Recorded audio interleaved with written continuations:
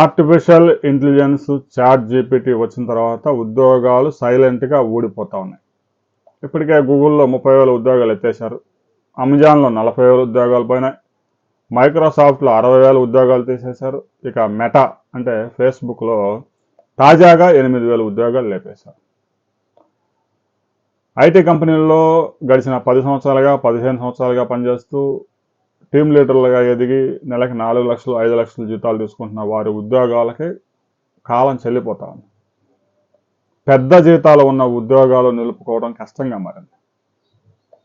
నెలకు 5 లక్షలు 6 లక్షల జీతాలు పుచ్చుకునే వారి ఉద్యోగాలు పీకేసి తాజాగా క్యాంపస్ నుంచి 30,000 40,000 ఇచ్చి రిక్రూట్ చేసుకుంటూ ఉన్నారు. వారికి ట్రైనింగ్ ఇస్తూ ఉన్నారు. ఇక కోడింగ్ కూడా కాలం చెల్లిపోయింది. తాజాగా మెటాలో 8,000 ఉద్యోగాలు రాత్రికి రాత్రి ఊడిపోయాయి. ఈ విధంగా బహుళ జాతి సంస్థల్లోనే వేలాది ఉద్యోగాలు లేచిపోతూ ఉన్నాయి. లక్షలాది ఉద్యోగాలు ఊడిపోతూ ఉన్నాయి. ఎవరైతే పెద్ద పెద్ద జీతాలకి ఎదిగారో కష్టపడి వారి ఉద్యోగాలకి ఎసర పెట్టింది ఆర్టిఫిషియల్ ఇంటెలిజెన్స్ చాట్ జీపీటీలో. ఇక క్వాంటమ్ కంప్యూటింగ్ కూడా అందుబాటులోకి వస్తే ఐటీ రంగం తీవ్రమైన సంక్షోభాన్ని ఎదుర్కొనే అవకాశం ఉంది.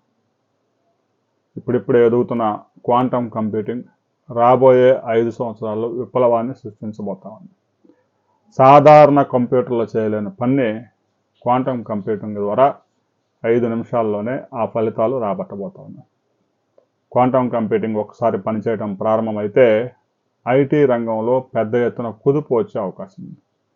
దీనికి ఐటీ రంగం కూడా సిద్ధమవుతూ ఒకేసారి ఉద్యోగాలు మొత్తం తీసివేయడం సాధ్యం కాదు కాబట్టి పై లేయర్ నుంచి పెద్ద పెద్ద జీతాలు పొందుతున్న వారి నుంచి తొలగించుకుంటూ చిన్నగా వారి ఖర్చులు కూడా తగ్గించుకుంటూ పోతున్నారు.